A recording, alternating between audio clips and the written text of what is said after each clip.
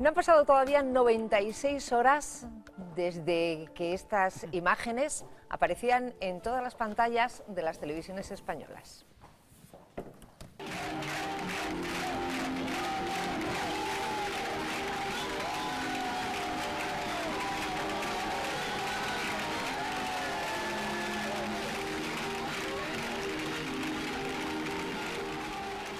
Era el triunfo de un partido pequeñito y de su líder.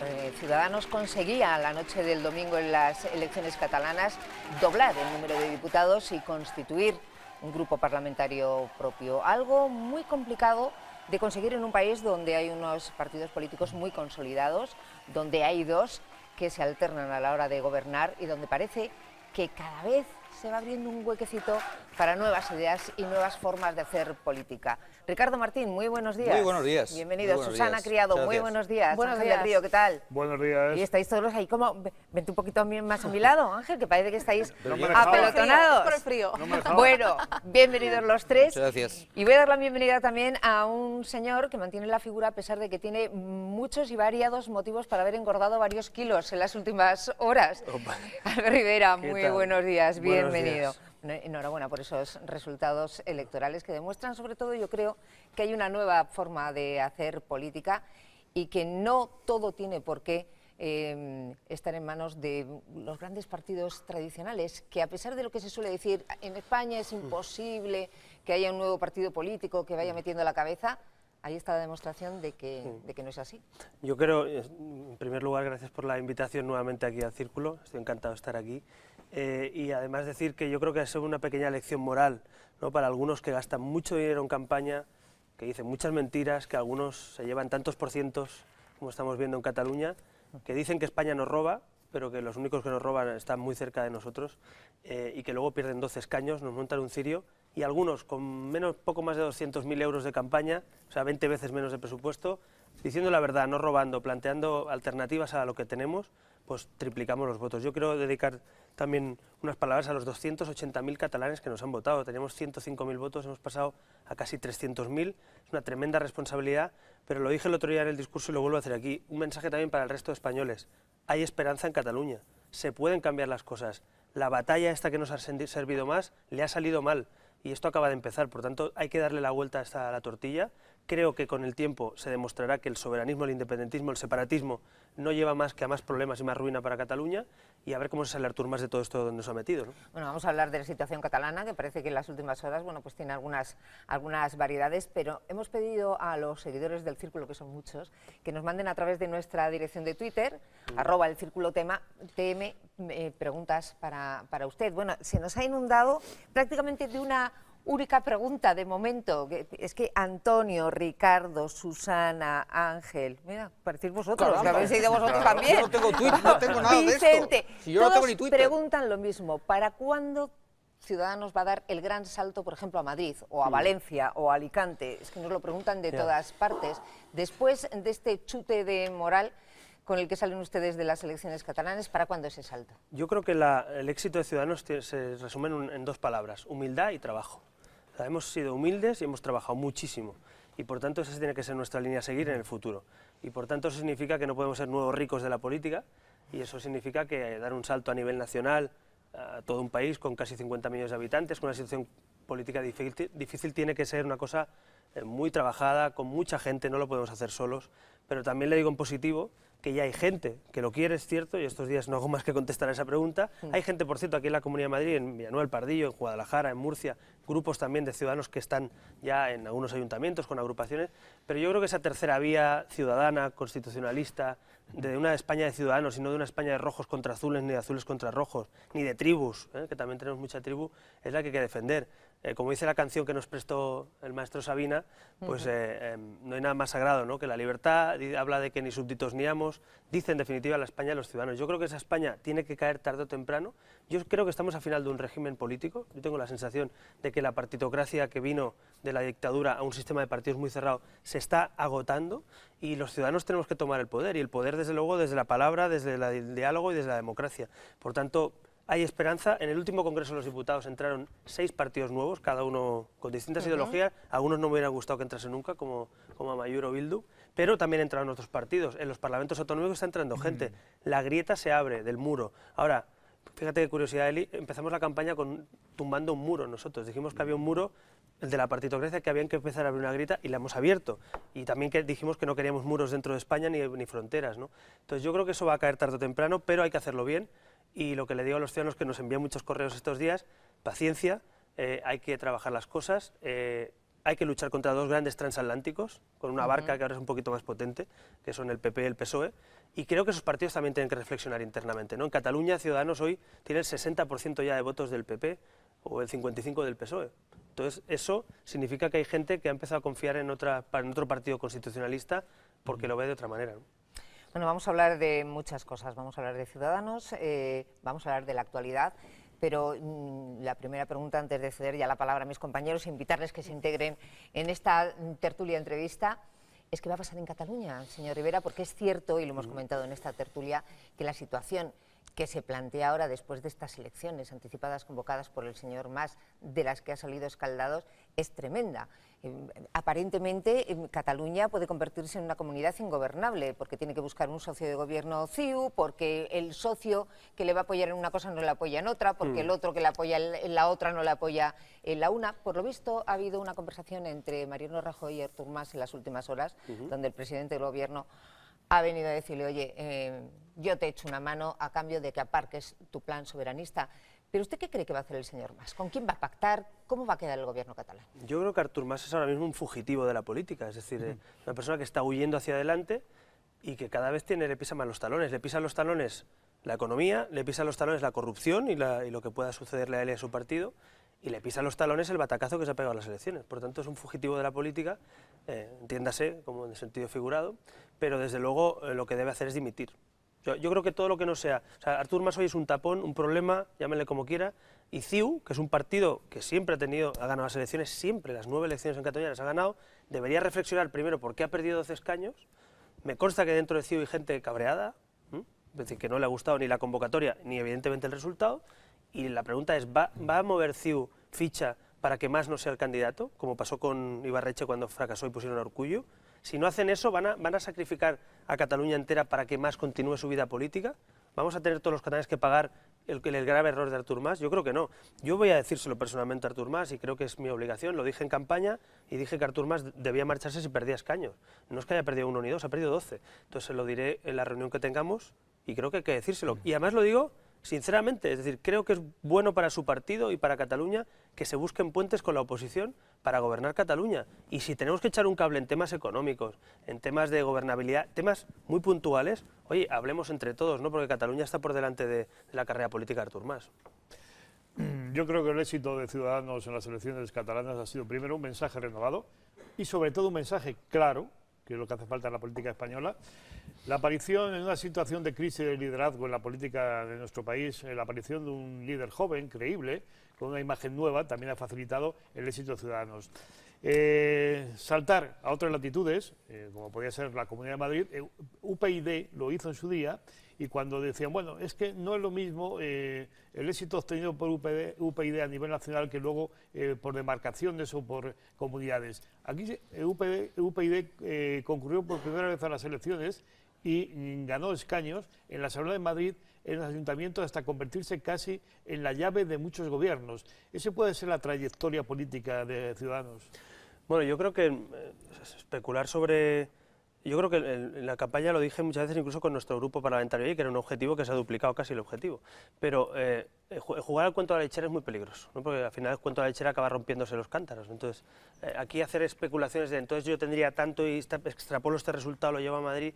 No, yo creo que lo que hay que ver en todo caso es, ¿hay en España una voluntad de una tercera vía constitucionalista, ciudadana, que quiera regenerar la vida pública española?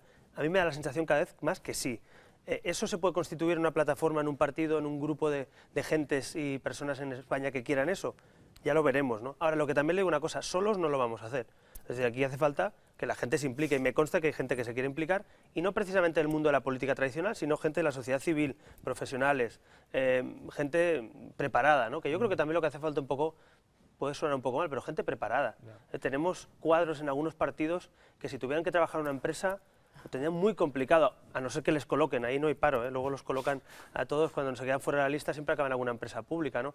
Pero yo creo que eso es lo primero que hay que exigir a la gente: honradez, que parece un atributo básico para estar en política, y luego capacidad, mérito, talento para poder estar al frente de un gobierno, de un grupo parlamentario. Yo estoy muy contento de decir, el grupo parlamentario que hemos sacado, la gente lo verá, o sea, la gente habrá visto el resultado. Yo les digo que tengo el mejor equipo, o sea, tenemos 9 diputados, todos ellos del mundo profesional, que vienen de tener su trabajo o su despacho y que se van a incorporar a la política, y vamos a estar un tiempo trabajando al servicio público, no de por vida como hacen algunos.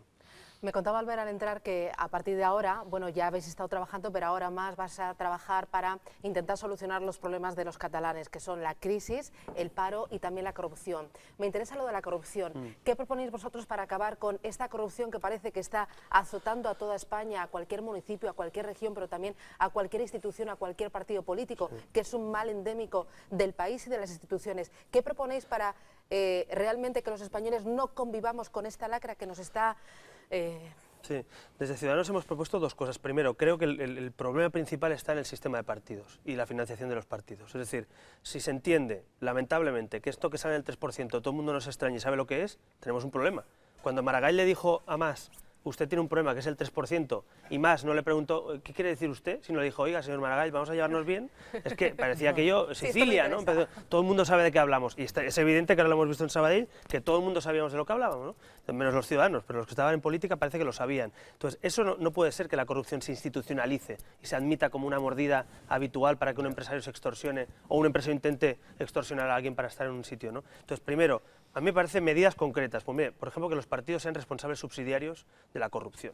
Es decir, en el momento en que los partidos tengan que asumir con su dinero o restándole fondos públicos por cada caso de corrupción que haya, los primeros interesados sean los partidos, porque tendrán que cerrar la persiana, literalmente. Segundo, dentro de los partidos, si hubieran listas abiertas, por ejemplo, la ley electoral, yo no sé cuántos imputados por corrupción política se sentarían en un escaño y la gente dejaría en un escaño. Porque claro, pongo ejemplos en la Comunidad Valenciana: 11 imputados por corrupción política. Ahora el alcalde lo imputan, y lo que hablamos antes de entrar, no dejan el cargo de la alcaldía, deja el cargo del partido. Oiga, a mí el partido me da igual, usted deja la alcaldía hasta que se demuestre que usted es inocente. Ojalá sea inocente, yo lo digo, ojalá sean inocentes, pero usted no puede salpicar la imagen de una alcaldía imputada por corrupción urbanística. Entonces, son medidas concretas como separar a los imputados por corrupción política de las listas electorales, poner listas abiertas para que los ciudadanos puedan decir: oiga, a ti no te pongo, que estás imputado en un proceso. Yo creo que cambiaré mucho, en definitiva, si devolvemos el poder al ciudadano, pudiendo escoger a su diputado, con primarias abiertas incluso en los partidos, cosa que algunos no saben ni lo que es, ¿no?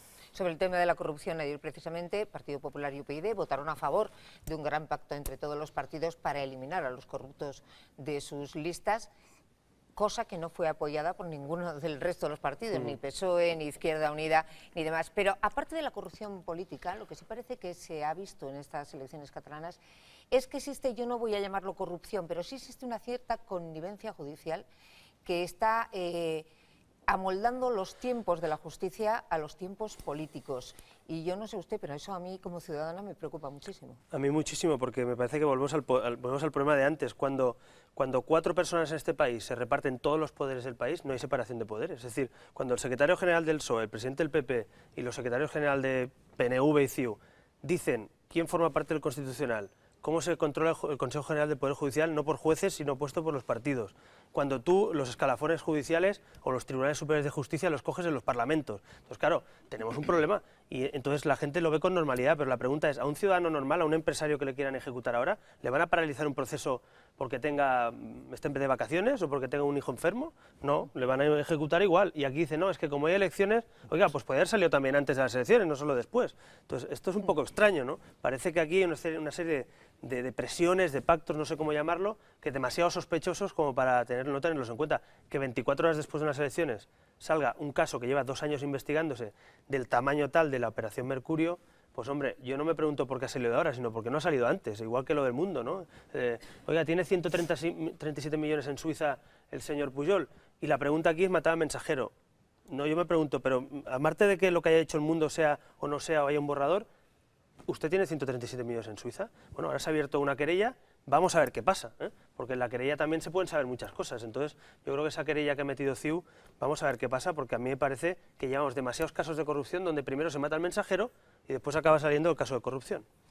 Ricardo. Bueno, efectivamente la higiene democrática es, para España es fundamental, porque la credibilidad de los ciudadanos sobre su sistema empieza a resquebrajarse. Entonces no hay democracia sin política, no hay democracia sin políticos, sin partidos políticos, sin sindicatos. Todo eso es un armazón que es lo mismo. Por tanto, el declive de la democracia española es obvio, en mi opinión peligra incluso el modelo democrático después de la transición. Por tanto, algo hay que hacer en este sentido. Ahora, claro, el reto mayúsculo que hay ahora mismo es la crisis económica y es la situación que estamos viviendo. Ayer mismo hubo un nuevo suicidio por causa de los desahucios, o sea que, digamos, sigue la situación en la calle, la situación tal, se anuncian despidos en la banca, aquí mismo se anuncian despidos, quiero decir que la situación es en ese sentido catastrófica. Pienso yo que el problema es que no hay alternativa, ningún partido, Izquierda Unida desde luego sí, hay otros partidos que están planteando que tiene que haber un modelo alternativo a esto que nos ofrece Merkel, el PP, incluso el PSOE, que es en este momento solo reformista, digamos. ¿Qué es tu visión en este sentido, su visión de qué hay que hacer, si hay realmente una alternativa a la actual política, si Ciudadanos cree que hay alternativa a esta situación económica? Yo creo que el tablero del ajedrez está en la Unión Europea, es decir, las decisiones se están tomando en la Unión Europea y algunos nos hacen creer que no hay manera de cambiarla, yo discrepo. Es decir, yo he estado trabajando en el sector financiero y hay dos tipos de clientes preferentes, los que tienen mucho dinero y los que deben mucho dinero. Y España es el segundo, los que debemos mucho dinero. Por tanto, hay que renegociar las condiciones de la agenda española dentro de la Unión Europea. ¿Por qué? Porque subiendo impuestos y bajando salarios no reactiva la economía. Si bajas impuestos y mantienes salarios y se reactiva el consumo, reactiva la economía. Esto está en los libros escritos hace muchos años. Entonces no entiendo la política ni del PSOE ni del PP, que entiendo que Europa te imponga unas condiciones, pero la pregunta es, tú que tienes 47 millones de europeos, que eres la cuarta economía de Europa, ¿no puedes hablar con Italia, con Francia y hacer una negociación de tu agenda? Porque a los señores de Europa, básicamente a los bancos alemanes, hay que decirles, si usted me asfixia, no es que me hunda yo, es que usted no cobra y se hunde el euro. Entonces me parece que sin llegar a lo de Grecia, porque está demostrándose que no vale, hay que renegociar la agenda europea. Y dentro de eso, yo no soy partidario de reactivar la economía. ¿Cómo nos puede anunciar ayer el señor Almunia todas las condiciones para la banca, que tiene que venir Europa a hacerlas, porque aquí nos han hecho que manda narices, con perdón de la expresión? No, aquí nos ha hecho en 4 años, nadie le ha metido mano a las cajas gobernadas por los políticos, y ahora viene Europa y lo hace. Pero yo pregunto, ¿dónde está la otra pata? La de crédito a las empresas, ¿dónde está la pata de crédito a los autónomos? ¿Dónde están las medidas de fomentar el empleo a través también de las cajas de ahorros, dando crédito a quien quiera crear empleo? Entonces, si solo recortas, solo asfixias, solo despides a la gente, pues oye, bajarán los gastos, claro, pero tus ingresos siguen bajando. Entonces, al final en una casa te planteas, cuando estás en crisis, hay que recortar gastos, pero tendrás que ingresar dinero. Y subiendo el tipo del IVA, no estamos recaudando más, subiendo el IRPF, si no hay economía no sube. Yo creo que estamos en una espiral negativo, que si alguien no se planta y dice, oiga, vamos a renegociar el modelo europeo, incluso en Estados Unidos se hacen cruces ahora, ¿no?, del modelo europeo. Entonces yo creo que sí que se puede. Lo que hace falta es liderazgos europeos que digan, oiga, esto va así, ¿no? Y finalmente, la Unión Europea, también el día que sea democrática, ganará mucho, porque si nos tiene que gobernar la presidenta o el no sé qué de un banco de otro país, pues claro, los ciudadanos se echan a la calle, lógicamente.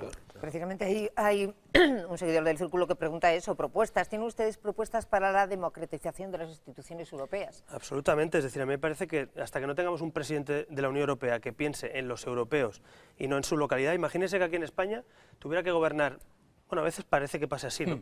Alguna comunidad autónoma, algún presidente, por ejemplo, en mi comunidad autónoma me ha mandado muchos años, o en País Vasco, sobre el resto de España, ¿no? Pero imagínese que viene el presidente de la región de Murcia y dice, este es el que va a mandar porque los bancos están en Murcia y los bancos murcianos le han dejado dinero a no sé quién. No, perdón, aquí el presidente de la nación y el gobierno de España es el que manda. Aquí no hay gobierno de Europa. Yo creo que unos Estados Unidos de Europa federados, donde votemos al presidente, donde el Parlamento no sea una broma. El Parlamento Europeo es un poco una broma. Ya hemos visto lo que hacen algunos eurodiputados con las cartas y los F-18 y estas barbaridades que hemos visto. Entonces, me parece que democratizar Europa legitimaría las decisiones de la Unión Europea y quitaría esa pátina de lobista y básicamente opaca de la Unión Europea y burocrática para una Europa donde los ciudadanos participen, escojan a su presidente, gobiernen, controlen al gobierno.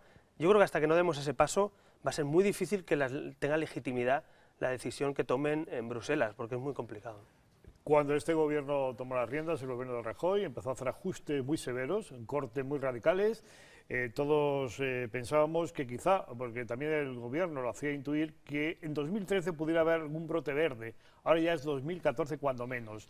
Cada vez que hay una reforma y una situación de recortes drásticos, el paro sigue subiendo. ¿Qué está pasando en la economía?